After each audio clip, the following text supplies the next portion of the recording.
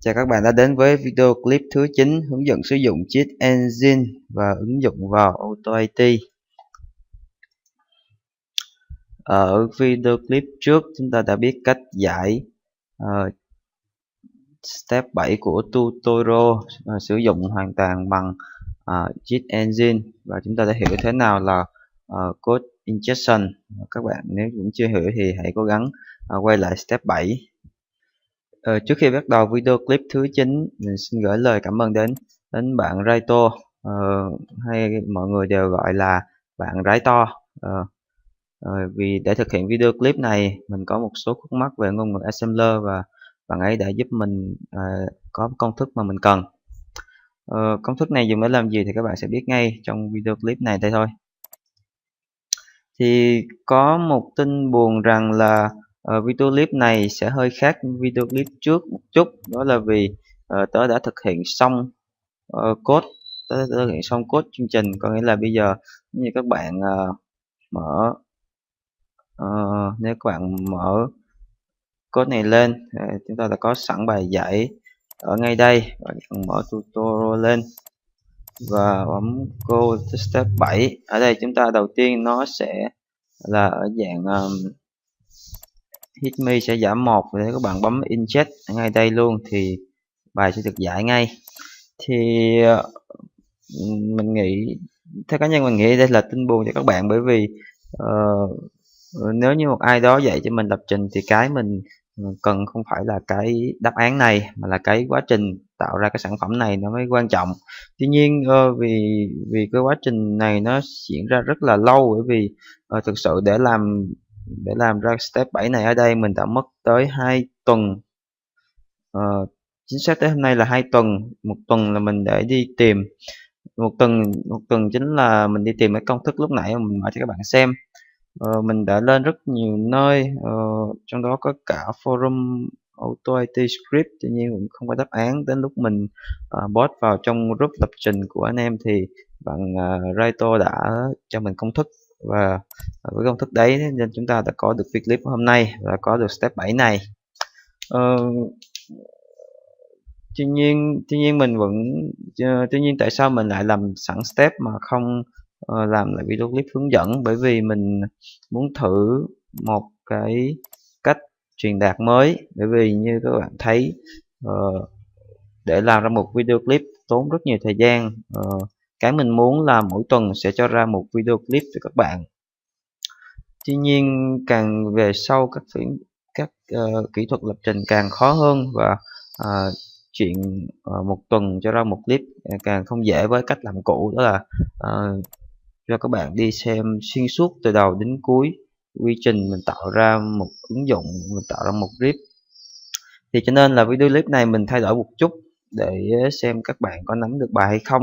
Và nếu như các bạn không nắm được bài, hay là vì các bạn muốn mình hướng dẫn lại cách cũ, thì hãy để lại lời nhắn ở trong video clip mà mình sẽ up lên ở đây. Giống như video clip 8 này, các bạn có thể để lại lời nhắn phía dưới này cho các bạn biết là bạn thích cái cách trình bày nào hơn.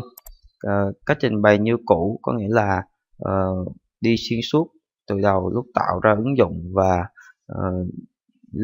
lúc hoàn chỉnh. Đây là video rất dài. Hay là các bạn muốn mình giải sẵn, sau đó chỉ tóm tắt lại nội dung thôi, thì chỉ dựa vào các comment của các bạn mình sẽ xây dựng một cái video clip. Bởi vì mục đích chính của video clip để cho các bạn hiểu, chứ không phải là để cho mình làm càng nhiều càng tốt. Cho nên là mình sẽ có một đợt thu gom ý kiến của các bạn. Rồi, tuy nhiên đối với video clip này mình sẽ cố gắng giải thích cặn kẽ nhất có thể, mặc dù nó đã thành hình, mặc dù nó đã được giải. Rồi, thực ra cũng như là những step trước, việc đầu tiên các bạn cần làm là dùng Coda tạo ra cái GUI này, giống như tạo ra một cái tab mới trong cái GUI này. Có những cái này thì những cái này chắc là các bạn đã làm được rồi. Tạo ra kết nối thì y những step trước thôi, và cái này thực sự là rất là đáng bỏ qua, không phải nhắc lại. Lúc này thì cũng tương tự, step 6 chúng ta đã làm lúc này rồi, bấm list để mà nó chuyển thành số head, và số ấy chúng ta đã làm rồi. Là tạo một cái nút injection và nút restore. Nút inject này là nút thực hiện nhiệm vụ là inject để mà cho cái bài này nó tăng lên 2, hoặc là các bạn bấm restore để cho nó bắt đầu giảm xuống 1 lại, và restore lại như cũ. Ở đây là cái mà trong tutorial hay cheat engine chúng ta không có làm, tuy nhiên tôi sẽ làm thêm ở đây vì nó cũng cực kỳ dễ. Tôi sẽ hướng dẫn tất cả. Rồi đây là hai nút chúng ta có. Vậy thì code sẽ như thế nào? Code sẽ có gì mới?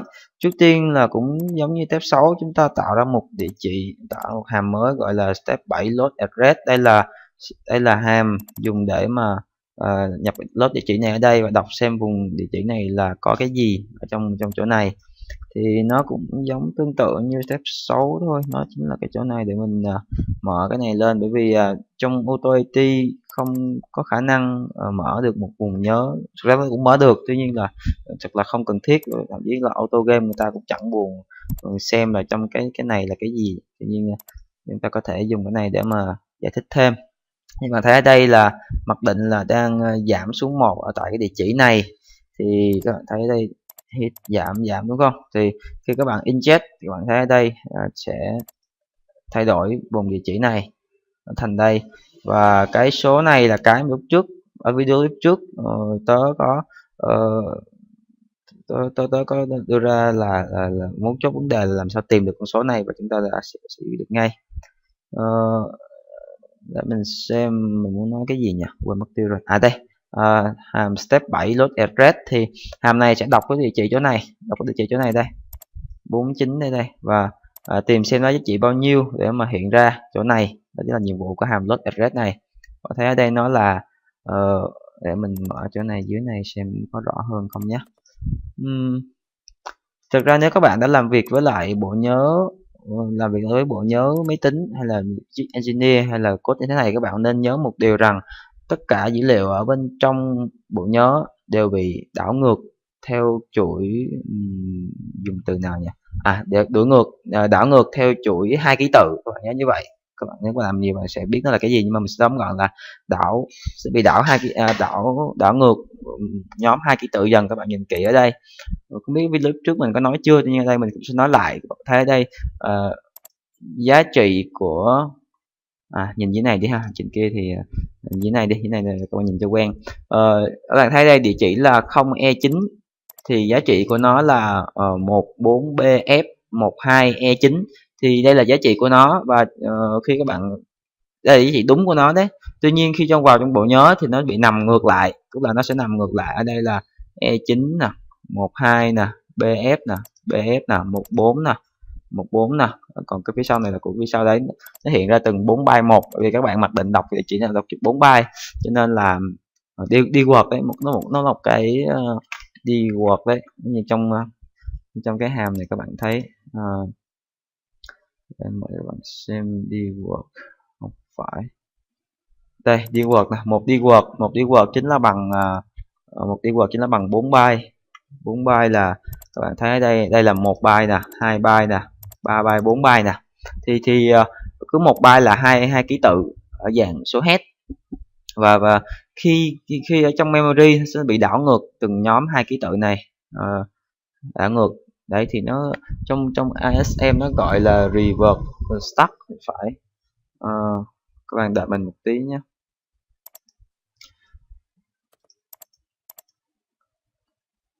Để mình lấy cho các bạn hiểu cặn kẽ luôn. Bởi vì mình đã bỏ qua khá nhiều thứ khi thực hiện video clip này, thì hy vọng là các bạn sẽ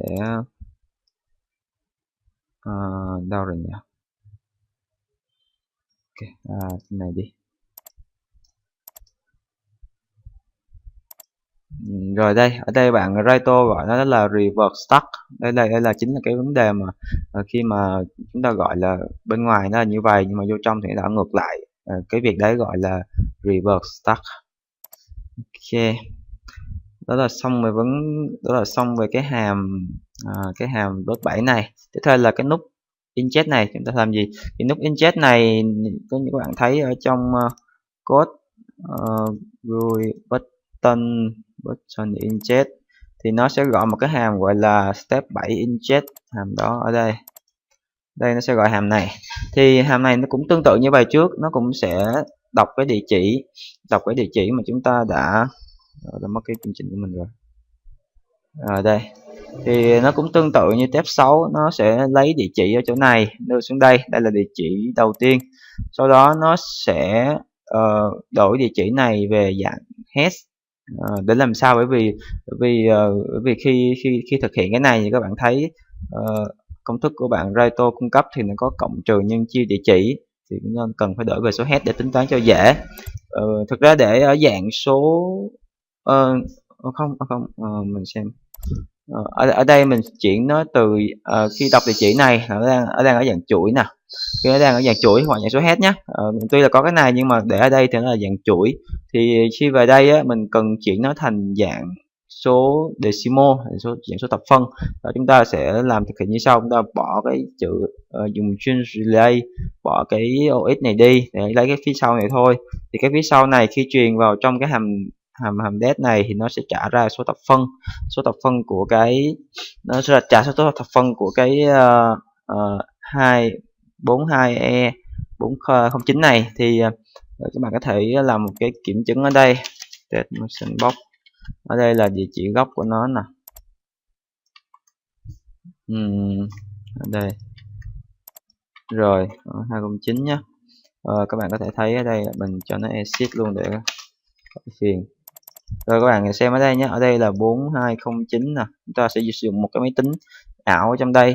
Thì cái máy tính ảo này nếu như các bạn đang dùng Win XP thì mình không nhớ là nó ở dạng nào, nhưng nó có một chức năng là làm sao bạn thấy cái số head này nè, bạn chuyển một cái chế độ ở đây. Đây có rất nhiều chế độ, thì các bạn chế độ lập trình viên thì các bạn sẽ thấy được chỗ head này. Thì khi các bạn làm ví dụ ở đây, các bạn copy cái này chuyển qua số head, bấm ở đây, thì khi mà chuyển qua decimal nó sẽ là 439, các bạn nhớ số này nhé. Rồi chúng ta sẽ thực hiện xem. Ok, các bạn lên đây, các bạn thấy chỗ này mà sandbox sẽ hiện ra cái test này. Đây các bạn thấy các bạn nhìn thấy đây nó là 43129, đấy chính là lý do mà chính là cái công dụng của cái cúp này. Rồi tạm thế. Rồi cái này xong nhé. Sẽ còn xài nữa. Tiếp theo đến là hàm chỗ này. Hàm chỗ này là hàm do tớ tự tạo ra. Hàm này cũng phải mất cả 2-3 tối để đi search trên mạng. Thì như các bạn biết là code AutoAT này giúp cho các bạn mở vùng nhớ, đọc vùng nhớ, để mình xem có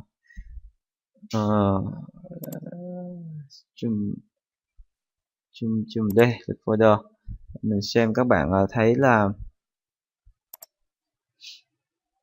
step 9 không có gì.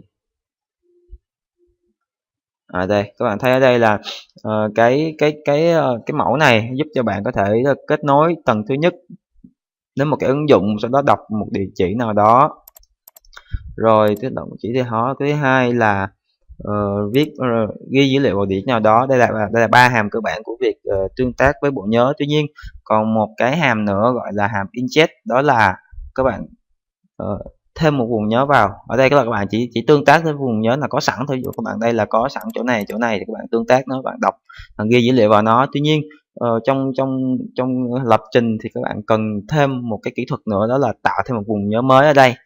Thì tạo thêm một vùng nhớ mới ở đây thực chất chính là việc bước đầu của việc injection. Mình tạo cái hàm ở đây, mình xem nhé.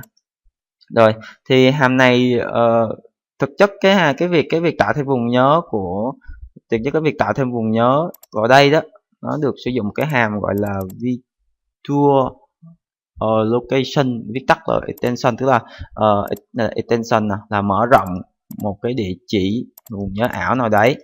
Thì hàm này khi các bạn gọi và các bạn truyền cho nó vào một cái project, ở đây là cái project, tức là cái mà project ID đấy, tức là cái mà để mình xem nó có trong này không. Tab manager, các bạn truyền cho nó. Thật ra cái này mình nhớ mình có nói ở video clip trước rồi, tuy nhiên mình cũng sẽ cố gắng mình nói lại. Cái này không có ở đây thì mình mở xem. Đây cũng không phải cái này. để mình quay lại cái trên này nhé. Cái project ID này thực chất là nó là đây chính là cái này đây, đó là cái BID này. Sau project ID lên đây thì cái hàm này nó chỉ chạy được khi mà các bạn mở bằng cái tiến trình này và trả về đây. Thực ra nếu như các bạn code nhiều, chuyên sâu nhiều thì các bạn có thể thiết kế hẳn luôn một cái hàm mới, bởi vì ở đây nó có một cái dở là ở trên các bạn đã open project để mà đọc cái dữ liệu rồi, thì xuống đây các bạn lại mở một lần nữa để mà các bạn injection, thì đây là một cái không hay. Tuy nhiên ở trong khuôn khổ bài viết thì mình không đi sâu vào vấn đề này, bởi vì nó cần phải thiết kế lại, bởi vì cái thư viện Nodemo, cái thư viện Node Memory này nó không có tính tới chuyện injection. Để mình xem nó có không nhỉ? Nhưng mình nhớ là không, cho nên nó không có cái hàm đấy và mình phải tự viết thêm.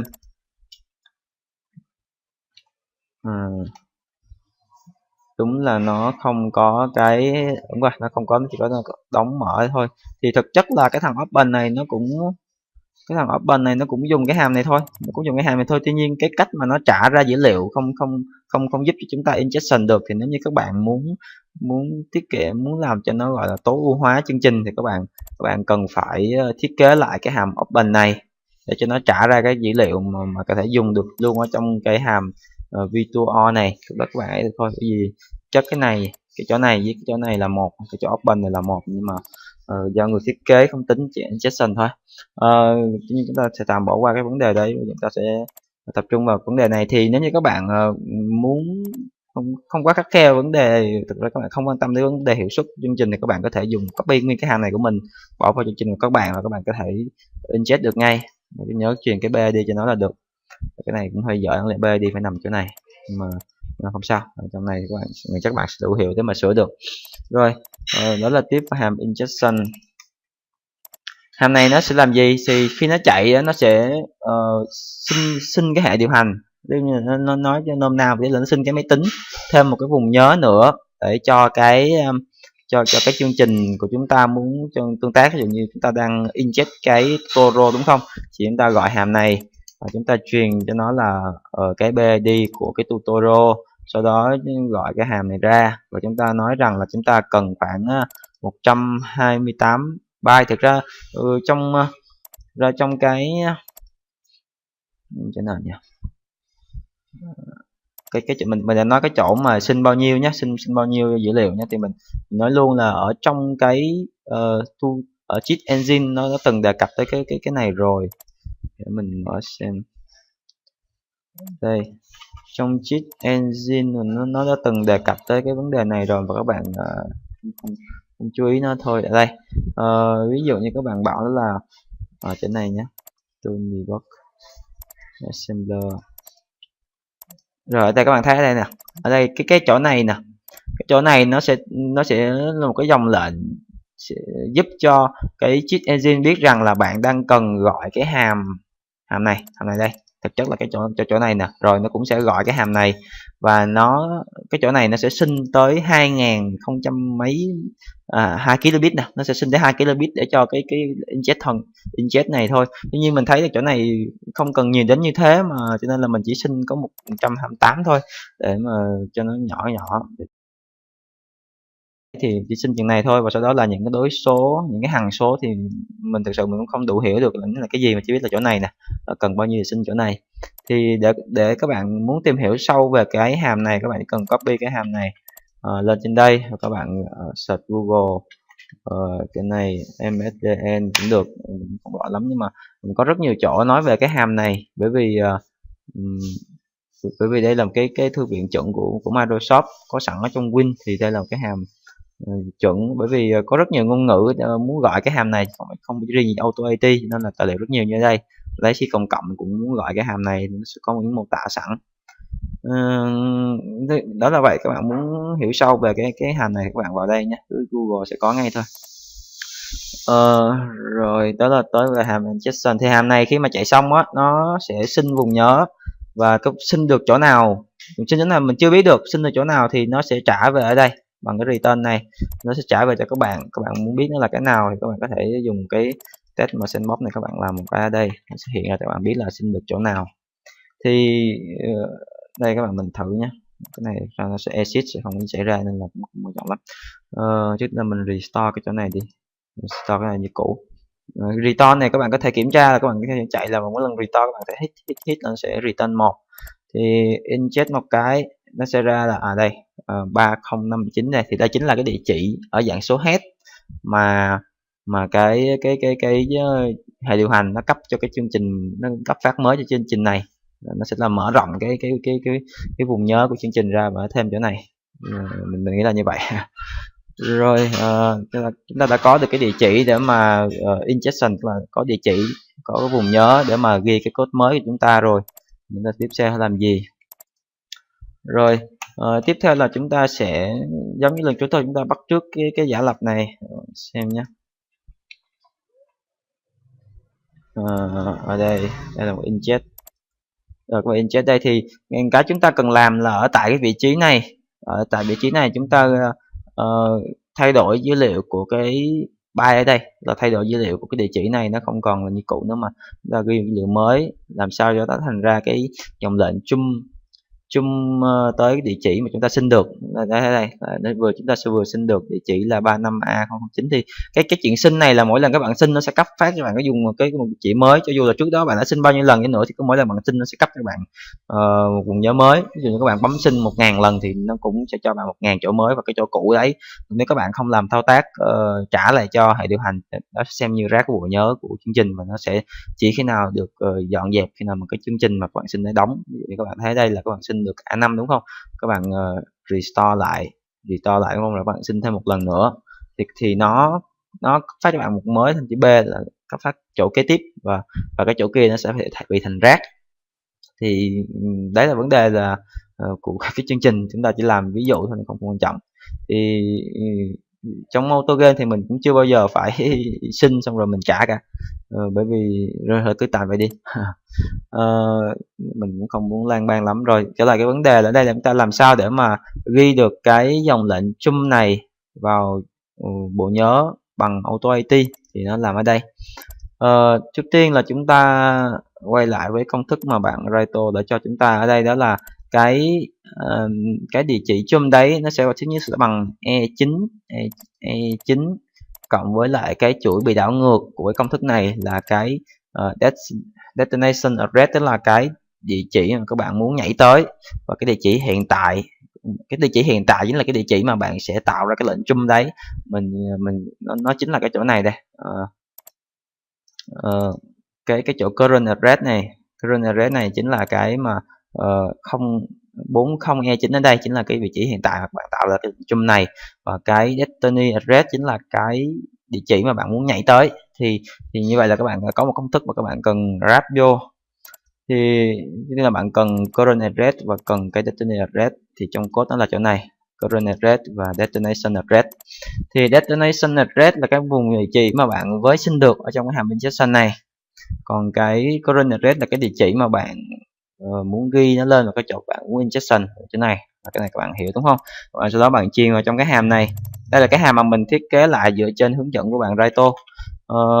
Ở đây sẽ xem cho dưới nữa. Đây, nó là hàm chỗ này đây, thì hàm này cũng đơn giản thôi, các bạn thấy đây. Nó là bằng destination address trừ cho address cộng 5, thì công thức này đâu ra thì thực sự mình cũng không biết, có lẽ là nó có một quy tắc riêng mà các bạn học assembler các bạn biết và các bạn truyền đạt lại cho chúng ta. Thì đây là cách mà tới học lập trình, không biết cứ mạnh dạn lên hỏi mọi người, sau đó chúng ta đem về, chứ không phải là tới cái gì cũng biết cả.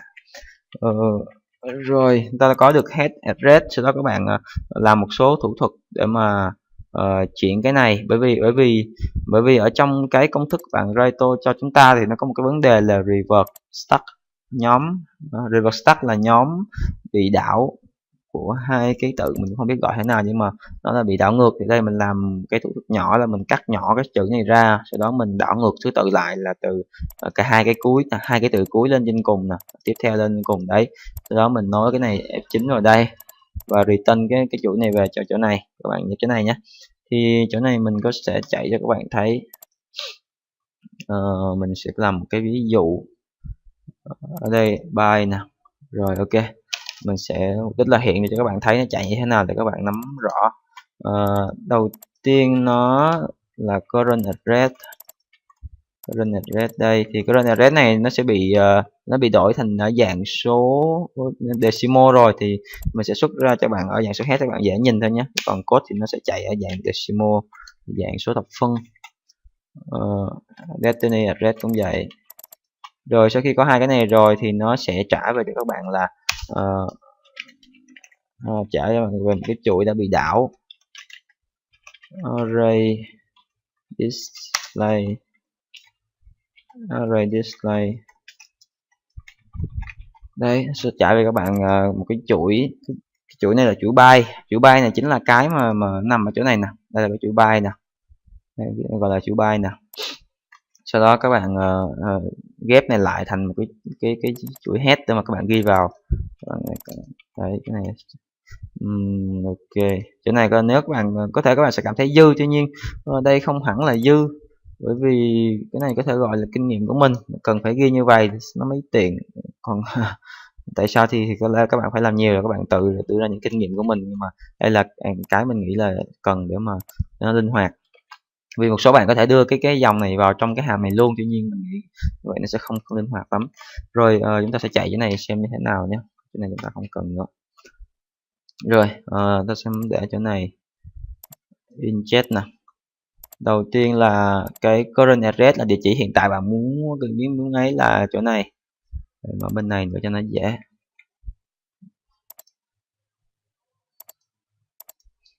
Rồi đây các bạn thấy ở đây current address chính là cái chỗ này, và cái tiếp theo là cái destination address là 3C5 là cái mà các bạn xin được. Thì ở đây nó chưa ghi cho nên là bạn chưa thấy nó thay đổi ở đây. Mình ok tiếp nhé. Sau đó thì từ hai cái này nó sẽ đưa ra một cái công thức, nó sẽ đưa ra một cái số là F12.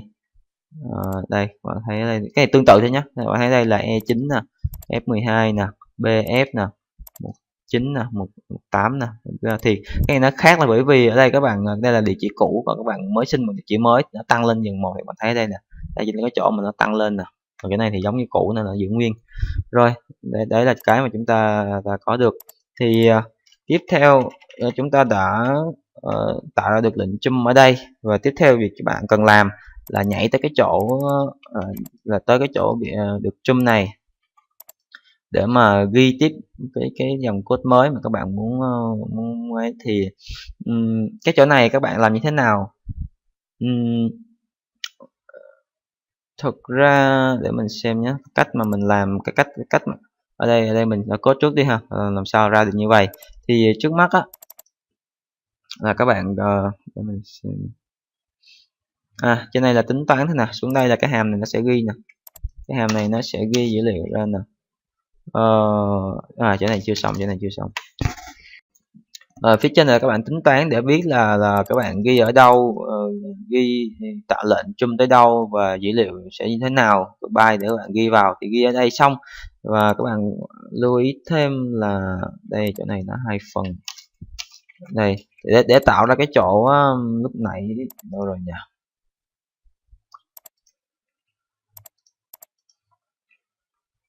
Đây để tạo ra cái chỗ này nè. Đây có một cái vấn đề nhỏ mình phải nói, bởi vì là lúc mà các bạn không ấy đây thì để tạo ra cái mình restore lại nhé. Đây các bạn thấy ở đây là cái chuỗi nó như vậy. Bây giờ để biến cái chỗ này thành cái lệnh chum injection như ở đây các bạn thấy ở đây, thì không chỉ đơn giản là write một cái là xong, bởi vì nó có vấn đề nhỏ thế này. Như các bạn thấy ở đây hàm write của chúng ta là write mặc định ở dạng dword, ở dạng dword, nó mặc định là dword, thì tức là 4 byte. 4 byte thì các bạn đếm nhé, ở đây là 1 2 3 4, tới đây là hết, đây là hết 4 byte rồi, đây là hết 4 byte rồi. Nhưng mà các bạn xem khi mà chúng ta injection nhé, đây các bạn thấy nó màu đỏ nhé, màu đỏ là cái chỗ mà bị tương tác đấy các bạn. Injection nhé thì nó lên tới không phải 4 byte mà là hình như là 6 byte lận. Đấy, đây chính là vấn đề nè, bởi vì khi mà để tạo ra một lệnh chum á, nó 4 byte không đủ tạo ra một lệnh chum, cho nên là nó cần phải ghi tới 6 byte, nó cần ghi tới 6 byte lần. Thì như vậy các bạn phải ghi hai lần, một lần 4 byte và một lần 2 byte. Thì đấy là lý do tại sao mà chúng ta có tới hai hàm write memory ở đây để mà tạo ra một cái lệnh chum.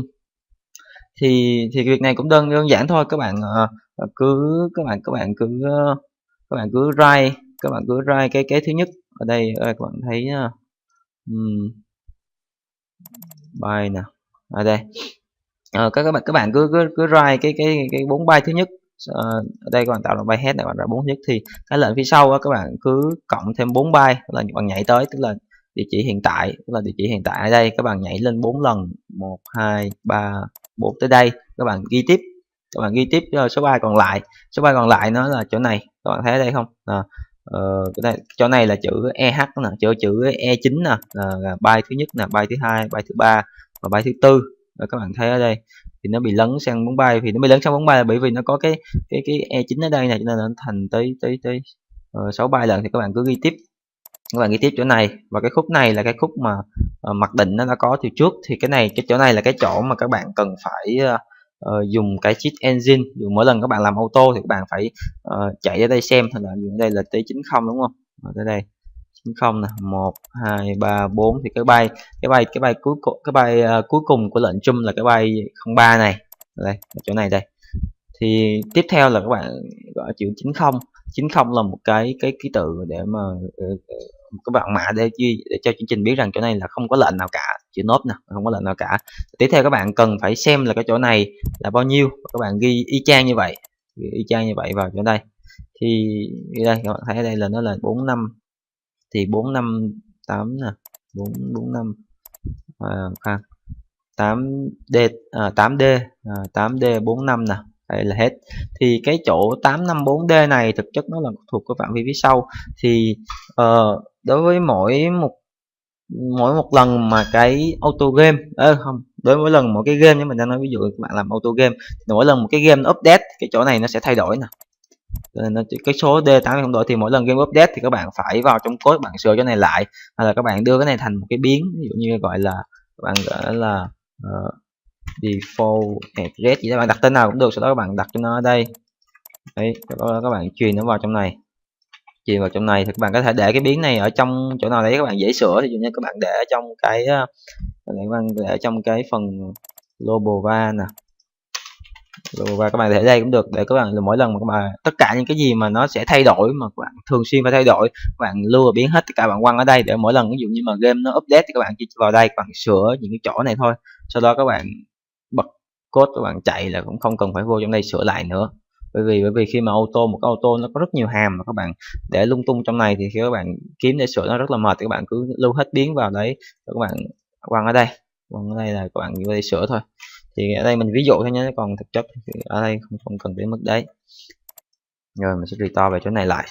Rồi restore cho các bạn dễ nhìn lúc mà xem video clip đấy. Là còn để đây lại, thì các bạn khi mà ghi xong như vậy thì các bạn sẽ ghi được tới 8 byte, là các bạn tương tác tới từ chỗ này tới chỗ này, từ chỗ này đến chỗ này, tới F0 này. Thì vậy là các bạn đã hoàn thành cái việc tạo ra cái lệnh chum, tới ngày tới nốt. Rồi tiếp theo là các bạn tới cái chỗ chum này, các bạn xem làm sao mà chúng ta làm cái gì ở chỗ kia, tạo ra cái dòng lệnh này và nhảy ngược về. Ở đây cũng vậy, mình nhảy tới chỗ này luôn. Rồi code nhảy tới chỗ đó là phía dưới này thì nó cũng tương tự như ở trên. Các bạn cần phải mở ứng dụng ra, các bạn xem là cái chỗ mà dword để tạo ra cái lệnh này là cần phải có những byte nào để các bạn lại y chang như vậy ghi vô. Thì hai cái khúc trên này thì nó dễ rồi, bởi vì cái lệnh này là lệnh cố định, nó theo mình biết là nó không có công thức nào cả, tức là nó không phức tạp như cái lệnh chum. Bạn chỉ cần ghi đúng cái chỗ như vậy thôi nè, nó sẽ tạo ra được cái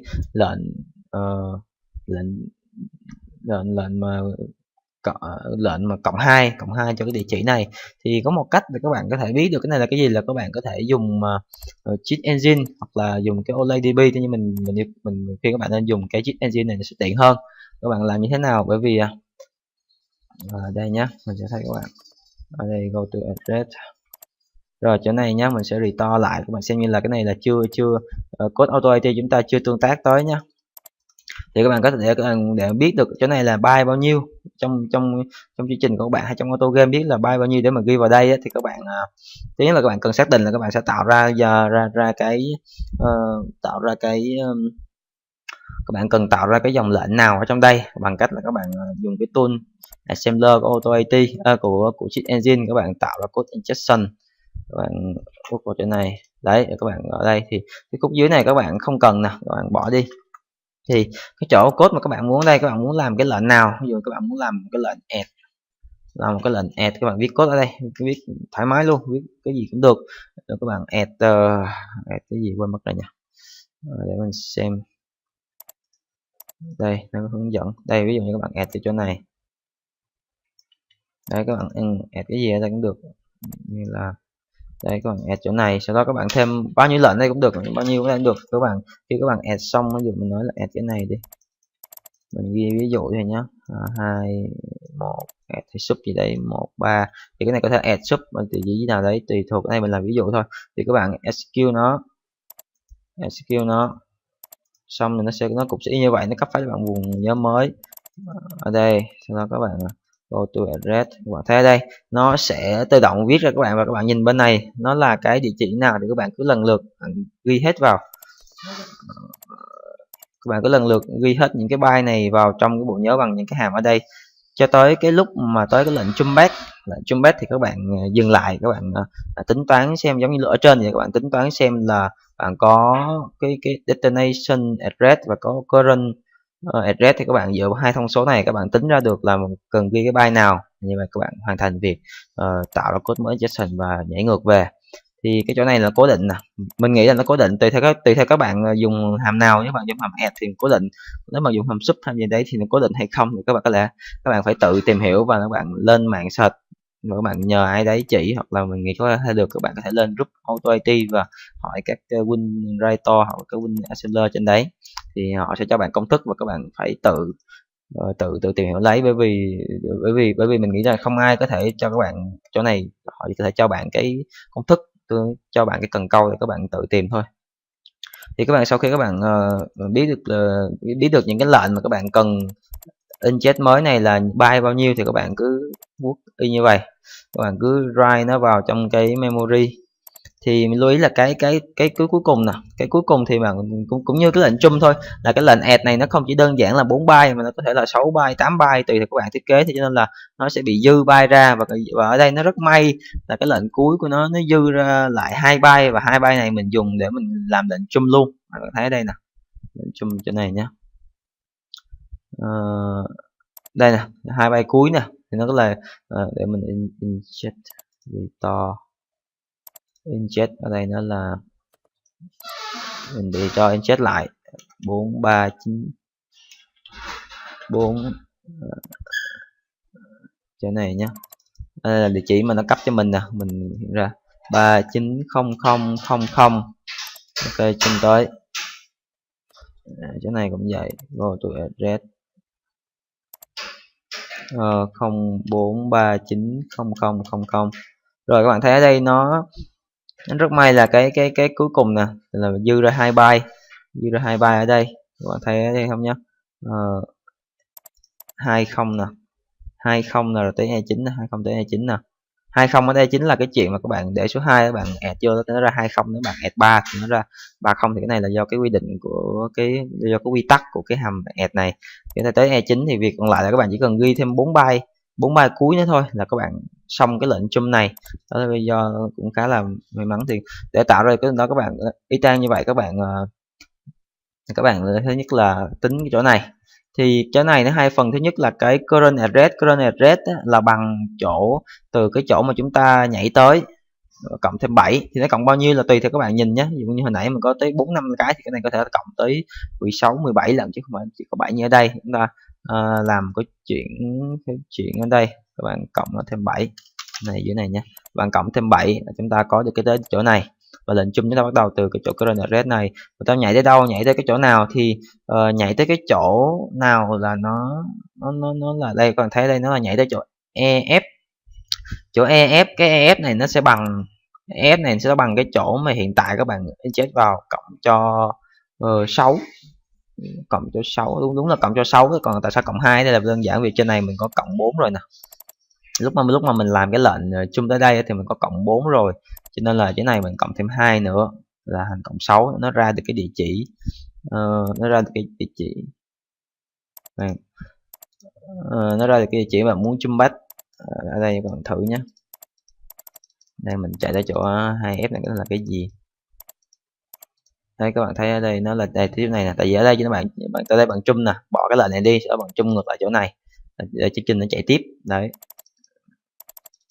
chỗ này thì từ chỗ không chữ E9 này tới chữ EF này, nếu các bạn không biết cộng thêm bao nhiêu thì các bạn có thể dùng cái máy tính các bạn tính ra. Ví dụ như các bạn nói là để dạng số head nha, các bạn lấy cái ở dưới nó trừ cái ở trên, nó là 4, nó là EF đúng không? Mình trừ cho, các bạn bấm nút trừ luôn, trừ cho E9, các bạn enter nó sẽ là 6. Đấy, là như vậy. Còn nếu nếu bạn dở trong chuyện tính này quá thì các bạn có thể lên như vậy, các bạn chuyển nó thành số decimal, decimal xong rồi các bạn trừ các bạn này là 093 nhé. Này mình chỉ cách dễ thôi, để còn mình chắc là các bạn dư thông minh để mà giải mấy cái bài toán cộng trừ nhân chia này, mặc dù nó là ở số hết. Nhưng mình làm cho nó đủ luôn. Ví dụ như ở đây các bạn thấy nó là EF đúng không? Thì E9 nè, ở dạng số head nè, EF nè, sau bạn chuyển bằng decimal, đấy nó cũng ra như vậy. Thì các bạn trừ ra nó cũng bằng 6 thôi. Đây là cái chuyện của các hệ thập phân với nhau, nhưng mà số nào trừ ra thì nó cũng giống nhau, cũng là 6 thôi. Rồi đấy thì vấn đề của cái EF này. Rồi ở đây các bạn có được cái địa chỉ kia, có được cái chỗ quay về rồi, destination address, chỗ quay về thì các bạn cũng đưa vào công thức này y như trên này thôi. Để các bạn đưa vào công thức này, rồi các bạn đưa vào công thức này nó sẽ ra cái byte array y chang như vậy. Và hồi nãy là tôi lấy từ cái số 0, bởi vì nó sẽ lấy luôn cả cái phần E9. Tuy nhiên mình đã nói là hồi nãy mình đã ghi E9 rồi, cho nên mình không cần cái chỗ đầu tiên nữa, mà mình lấy từ cái tiếp theo và cái byte cuối cùng luôn, tới byte thứ 4 luôn. Thì các bạn cứ y như vậy, các bạn ghi ra. Để đây thì các bạn muốn xem code thì các bạn lấy cái này ra, các bạn hiện ra nhé. Rồi đấy, thì như vậy còn tính toán một hồi cũng y như ở trên thôi, cũng tương tự như vậy. Các bạn tạo ra được cái dữ liệu, dữ liệu này chính là cái dữ liệu này chính là cái chỗ đây, cái chỗ mà add var này là chính là cái chỗ này đây, chính là cái dữ liệu mà từ chỗ này. Bây giờ trong trường hợp này nó không có cái E9 nữa nhé, nó sẽ từ cái E3 này cộng lên. Và các bạn lưu nhớ một điều rằng cái lệnh chum á, cái lệnh chum á của mình thì nó bắt đầu chỗ này nhé. Đây, cái lệnh chum của các bạn là bắt đầu từ cái chỗ 00 này cộng cho 7 nhé. Thì tuy nhiên do các bạn đã ghi cái này rồi, cho nên là khi các bạn ghi tiếp chỗ này, các bạn không ghi chỗ không ghi chỗ 07 nữa, mà các bạn phải cộng current address này lên 1, người ta nhảy lên 8 ở đây thì nó ghi 4 byte tiếp. Thì bạn lưu ý cái này, bởi vì nếu các bạn không cộng 1 ở đây, không cộng 1 ở đây mà không cộng 1 ở đây thì lúc đó nó sẽ ghi sai, nó ghi từ chỗ này, nó mất cái E9 đi, lúc đó chỗ này nó sẽ bị loạn cào lên hết. Các bạn không tin, các bạn có thể thử. Đây mình có thể thử cho các bạn. Ví dụ như các bạn không cộng 1 đi, thì từ cái chỗ này nó sẽ bị đè lên cái E9. Các bạn nhìn chỗ này không nhìn được. Rồi mình sẽ làm một cái thủ thuật nhỏ ở đây để các bạn thấy là cái hiệu quả nhé. Cái này là cái phần gọi là cái thủ thuật nhỏ thôi, bởi vì thế này, các bạn đã xin cái vùng nhớ, đã xin mình nói làm nhé. Chỗ này mình đang tìm cách cho các bạn là nếu không cộng 1 nó sẽ như thế nào, cộng theo đấy mình sẽ thích một cái thủ thuật để các bạn lúc làm luôn. Và các bạn ở đây thì các bạn đây mình sẽ làm như vậy. Rồi tại sao chỗ này nó tức là cái vùng nhớ mới chúng ta xin được sẽ là một vùng nhớ cố định luôn, không có xin nữa. Tại sao? Bởi vì trước đó, bởi vì hiện tại ngay bây giờ đây các bạn đã xin cái hệ điều hành cho cái chương trình này một vùng nhớ này rồi, và các bạn không cần phải xin nữa, và các bạn có thể dùng lại ngay cái chỗ này. Đây là một cái kỹ thuật rất cần thiết để khi các bạn debug tạo ra cái dòng tạo ra cái dòng này. Bởi vì các bạn sẽ cần lắm. Ghi đi ghi lại một cái chỗ này, các bạn nhìn thấy cái sự thay đổi của nó. Các bạn nhìn đây nha, mình chạy các bạn sẽ thấy ngay đây. Đây sai cái này, bỏ đi. Rồi ok, rồi các bạn nhìn chỗ này nhé, bạn nhìn kỹ chỗ này nhé. Thì chúng ta đang nói rằng là không xin địa chỉ mới nữa, dùng cái cũ này luôn. Đấy, chúng ta nói cho dịch như vậy.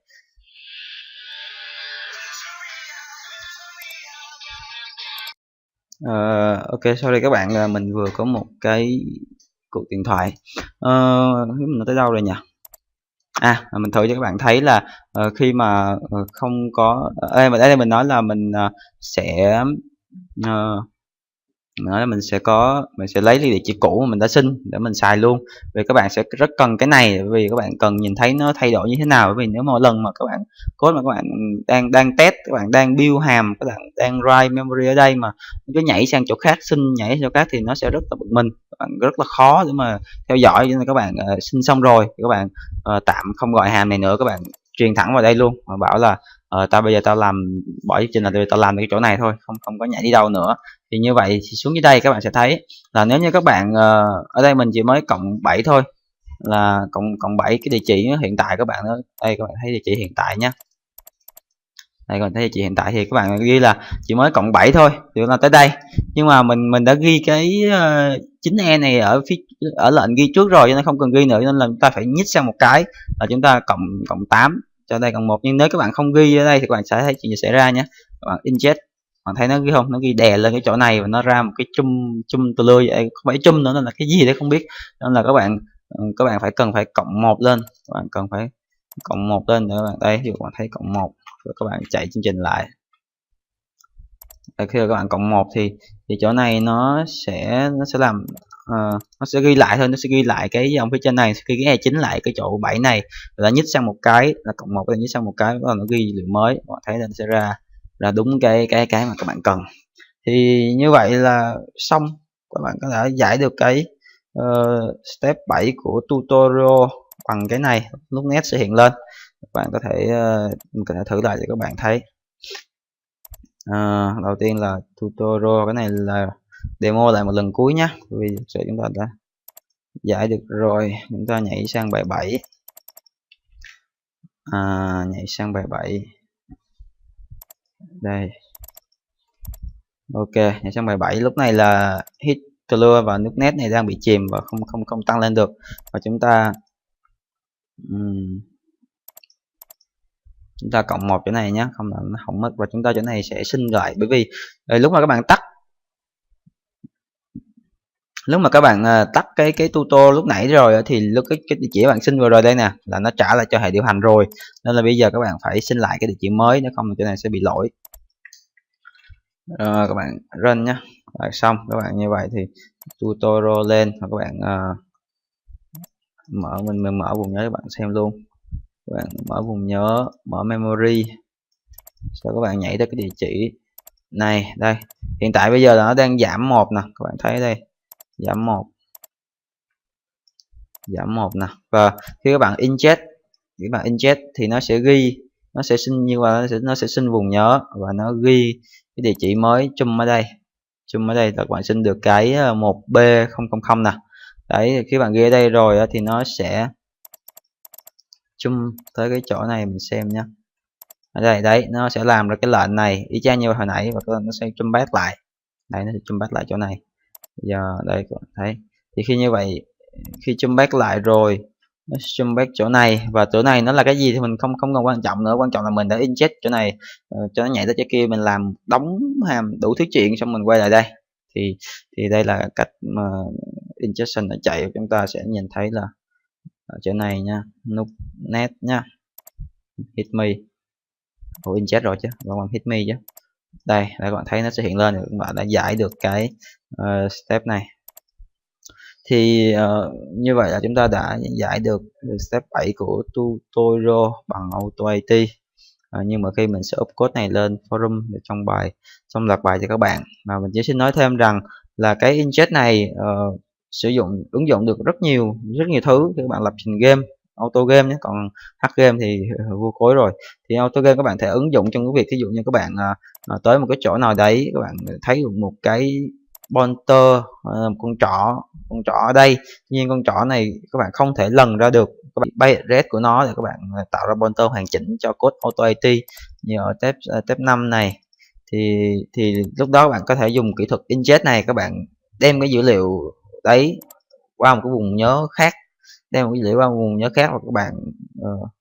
và các bạn dùng code auto it, các bạn lấy cái chỗ đó mới ra. Thì đây là một cách, thì nó cũng thành công trong một số tình huống thôi chứ không phải là thành công hết, tùy theo cách các bạn ứng dụng. Tuy nhiên mình sẽ không nói nhiều vấn đề này, và chúng ta kết thúc video clip ở đây. Chào các bạn nhé.